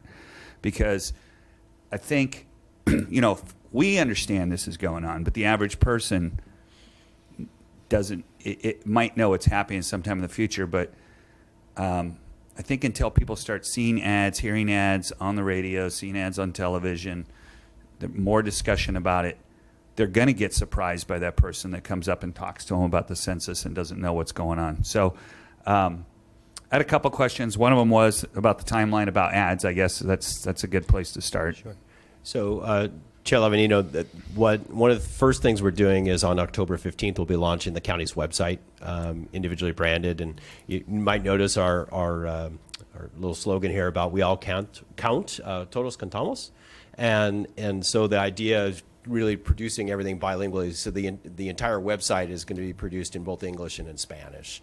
So as part of that outreach effort, as part of the building the trust, we're going to then use social media to drive people to the page and things. So one of the challenges here, and we're trying to fine tune the timing issue just a little bit more. And we're also trying to coordinate with what the state's doing as well as what the federal government's doing. So there's all these different roles that we're all playing in this at this point in time. So I was on a conference call yesterday with the state of California. They're getting ready to kick off some advertising statewide starting in November. So, and they're going to be buying a lot of time. What's going to be awkward this year, frankly, is that the real key prep time from January until April, well, let's just say March, is that it's primary election season. Right. And so there, are other things that are being advertised during that time, especially on TV and radio. Let's say candidacies, for example. And so I think we're going to have a challenge buying time, frankly, during kind of that key prep period. But we will have, after the primary election here in California is over, we will have about a 3-week period prior to that to really utilize both radio and television advertising. I think that makes it real for people when they begin to see those. So you're going to begin to see the state media campaign beginning in November, and we'll follow along with that. And so, the other question I had was about, I know that the primary preferred method is for people to fill out this online, and that's where we're trying to direct everybody to do online. But is there a fallback? Let's say somebody, we know there's an address, we know people have lived there before, they haven't filled out something online, what happens? Good question. So there's actually another method that people can utilize during that initial enumeration period from March to June, which is they can call there's going to be a toll-free number where they can call and actually get bilingual or other languages, other threshold languages. I think they're planning on something like 70 or 80 different languages available to complete your census form over the telephone, which will be a huge thing. The other unique feature this year is that on a real-time basis, the Census Bureau is going to be updating the rate in which people are filling out the census surveys down to the census block information. That's going to be available to us real time, so that as part of that follow-up plan is then we can then target those with using, again, the community-based organizations as their trusted partners to go and do outreach in those census blocks and tracts where we're seeing a less than full participation. And that actually will be able to go down to the resident by resident. That does not substitute for the fact that toward the end of this process, the Census Bureau will still send out physical enumerators to go out there and knock on doors. And one of the things that we're trying to suggest to people is if they go and participate, in their neighborhood on a real-time basis, nobody needs to come knock on their door. Right, and I think that's a big selling point. Yeah, and so we're really encouraging that as kind of a point of do it yourself, do it on a timely basis, and nobody has to come visit you. And so, not trying to make people afraid, but again, I think it's people aren't home, people aren't available, their kids are there in the afternoon, maybe without adult supervision, and so we want to minimize those kinds of interactions, I think, as much as possible. So, computer, telephone, and then lastly, in person. Right, and I think, at least at the meetings I was at, when you made that suggestion, that was something that the community-based organizations that deal a lot with the immigrant community thought was a huge selling point for them, that they could tell people that if you just got it done online, nobody would have to come. You wouldn't have to meet with anybody. 211, we're tied in as well. Chair, yes. Okay, very good. Supervisor Hart. I'm sorry. Did you have? I thought you did. Sorry. Okay. All right, very good. Are there any other questions? Do we have any public comment? Chair Lavanino and members of the board, we Chair? have no requests. I heard a voice from Santa Barbara. Supervisor Williams. I just wanted to chime in. I to support Supervisor Hart's comments, but also say that what I have been very bolstered by is the commitment to the Counts Committee partnering with organizations that will be trusted by the community, including by the difficult to count communities that we have in the county. And so I just want to urge continued partnership with those folks, and just a word out to people on the street that may be worried about this. The census is a good process, a needed process, and it will be aided by organizations that have community trust, and so that we all need to take part. Supervisor Hartman.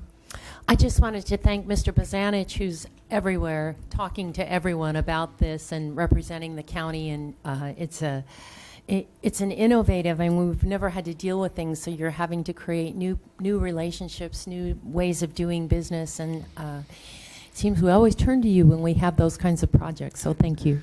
Well, and I was going to say, it's almost like the duck, you see it on the thing, and there's a lot going on with the census underwater that a lot of us probably aren't privy to all the time. But Supervisor Hart. Yeah, I agree with all the plaudits for Mr. Bazanich and the team and what they're doing. And I still do think that we do need a bilingual voice as a resource for the county to help with emergency communications, to help with this project. This is the tip of the spear of how important this is. The financial ramifications of this are enormous and will last, for a decade. And so investing early, having that additional staff support, I think is, this is the moment in time to do it. It'll pay dividends in a lot of different areas. And I would make a motion to have the CEO bring us back some ideas about how that might be achieved. I'll second that. Okay. I didn't understand Right, what I'm specifically saying is that I think the county needs a bilingual communications resource as staff, and that the census project would be one of the prime uses of this person. They'd also be available for emergency communications. So I don't have a solution to how that would be done. I suggest the CEO take a look at that issue and propose something that might fit these needs. But I do think it's really important for the county to have a designated bilingual voice representing the county in this instance, and for emergency events as well. Supervisor Hartman. So it would be in the public information office, or I'm not quite sure. I mean, we do have people who perform these services for us at meetings and things.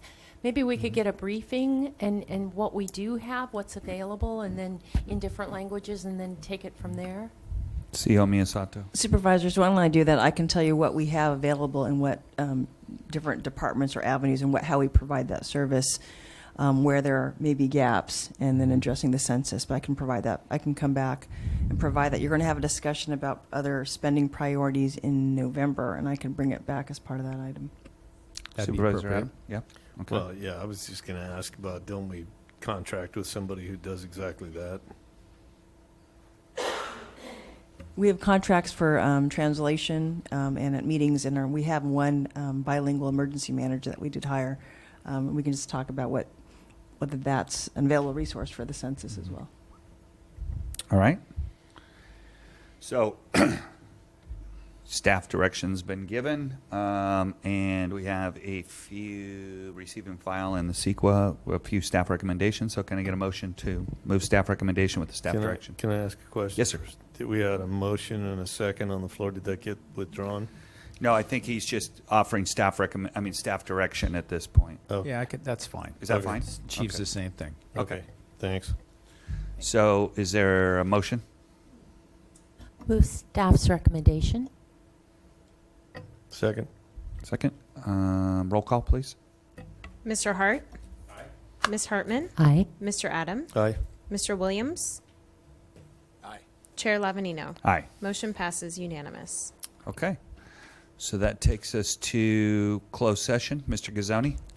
Chair and Supervisors, today in closed session, the board is agendized to consider two matters. The first is a matter of anticipated litigation, deciding whether to initiate civil litigation, one case. And the second concerns existing litigation, where the Board of Supervisors would be sitting both as the Board of Supervisors for the county and the Board of Directors for the County Flood Control and Water Conservation District. And this involves the coordinated Southern California fire cases, which has a coordination number of 4965 in Los Angeles Superior Court. My estimate is about 30 to 45 minutes for closed session. Okay. Our plans come back right around noonish, sometime around there. Let's say 12:15.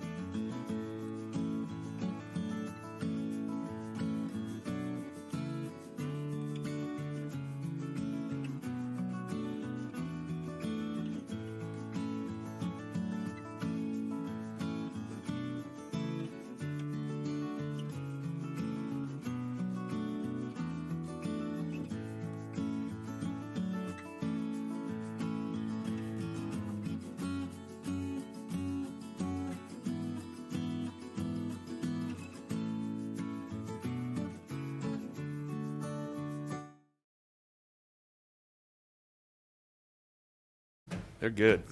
That guy's so nice, too. I don't know what his name is, Mr. Palenque. Yeah. He's a cool guy. That guy is in there. Like, you realize when you go to restaurants how hard they work? That's like a dairy. Yeah, that dude never leaves there. Oh, I was waiting for Doss. Okay.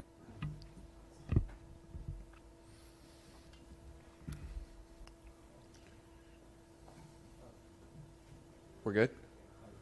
Okay.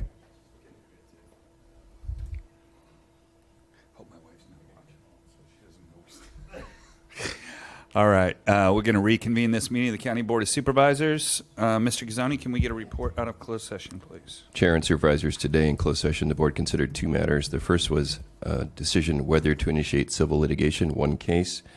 The action of the board through a unanimous vote was to direct County Council to file a writ petition to challenge those portions of the behavioral wellness Medi-Cal audit for fiscal year 0708 that came out unfavorable to the County of Santa Barbara. The background on this is that we had previously prevailed on most issues with the administrative law judge in June of 2019, and there are some remaining issues following that, and that is the subject of this writ petition. The other item that the board considered was existing litigation concerning the Southern California fire cases, judicial council proceeding 4965. There's no reportable action on that matter. Okay. Thank you very much. So we will adjourn this meeting, and we will meet again October 15th in Santa Barbara.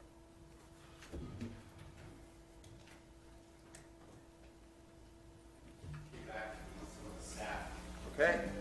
You got to go see which government agency is.